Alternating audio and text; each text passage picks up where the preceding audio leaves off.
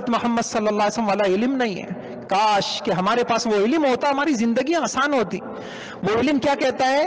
اس علم میں ایک خاصیت، مال کے اندر ایک اہم چیز جو وہ علم ہماری رہبری کرتا ہے، وہ علم یہ رہبری کرتا ہے کہ کثرت نہیں برکت. کثرت جو ایک بنیادی فرق ہے ساری دنیا کے علم میں، ساری دنیا کی اکنامکس اور معاشیات والے آپ کو یہ نہیں جانتے وہ کہ برکت کیا بلا ہے. یہ علم آسمانی علم ہے. یہ علم یہ کہتا ہے، یہ علم یہ کہتا ہے کہ کثرت نہیں برکت. کماؤ، جتنا کما سکتے ہو کماؤ، لیکن یاد رکھو برکت کو فوکس کرنا، برکت کو سامنے رکھنا. مال بابرکت ہوگا، زندگیاں بابرکت ہوں گی، اور رحمتیں ہوں گی، برکتیں ہوں گی، سب کچھ. اسی لیے آپ دیکھیے گا کہ شعیب، اللہ تعالیٰ نے قرآن میں 5 قوموں کے قصوں کو بار بار دہرایا ہے، بار بار دہرایا. کیا وجہ ہے؟ 5 قومیں 5 بیماریوں میں مبتلا تھی، اور اس کے ذریعے سے یہ سمجھایا گیا ہے جس قوم میں یہ بیماریاں ہوں گی وہ قوم تباہ ہوگی. اس کے لیے شعیب علیہ السلام کی قوم مالی بے راہ روی کا شکار ہوئی، اور مال کے اندر انہوں نے اللہ کے حکم کو توڑا. تو یہ ایک آیت ہے قرآن پاک کی. شعیب علیہ السلام نے اپنی قوم سے کیا کہا؟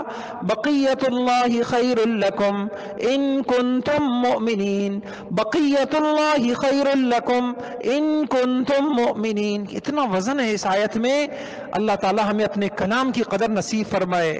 اتنا وزن. کیا فرمایا؟ بقیہ، بقیت اللہ. اے لوگوں کماؤ کماؤ، لیکن یاد رکھو کمانے میں حق تلفی نہ کرو، ظلم زیادتیاں نہ کرو، کسی کا حق نہ مارو، اور حلال کماؤ.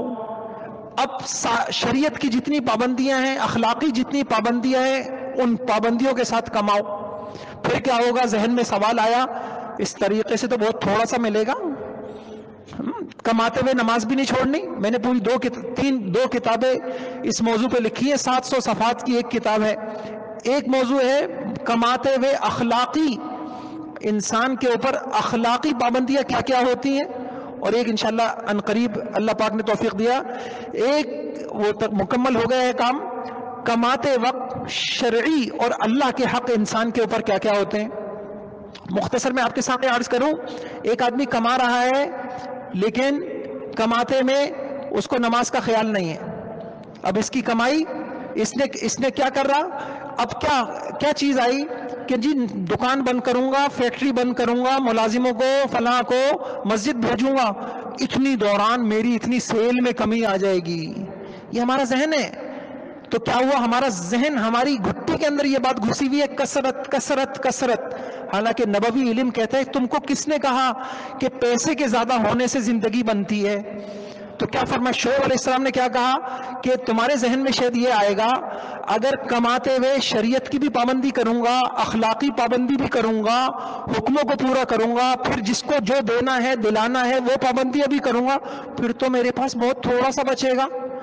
تو جواب آیا بقیت اللہ، حلال کی قلیل بچت حرام کی کثرت سے بہتر ہے. خیر کا لفظ استعمال کیا ہے. ہم اور آپ سمجھتے نہیں قرآن کی طاقت کو. دیکھیے ہم کیا دعائیں کرتے ہیں اللہ پاک سے، حضرت ہمارے فیکٹری میں تشریف لے آئیے، ہماری دکان پہ تشریف، گھر پہ تشریف لے آئیے، دعا فرما دیجیے خیر ہو جائے، برکت ہو جائے. عجیب بات ہے، طلبگار خیر کے ہیں اور راستہ ہم نے کون سا چنا ہے جس راستے میں خیریں نہیں ہیں. ایسے کیسے ہوگا؟ ایسے کیسے ہوگا؟ تو کیا فرمایا؟ بقیت اللہ خیر لکم، خیر لکم. تو اگر تم خیر کے طالب ہو تو پھر تم کو کثرت پہ نہیں، تم کو برکت پہ فوکس کرنا پڑے گا. اور کیا فرمایا؟ ان کنتم مؤمنین، اگر تمہارا یقین ہے میرے اوپر، تمہارا ایمان ہے میرے اوپر، اور تم ایمان لائے ہو میرے نبی پر، تو تم میری بات کو سمجھو، ساری کی ساری خیریں حلال کی قلیل بچت کے اندر ہیں.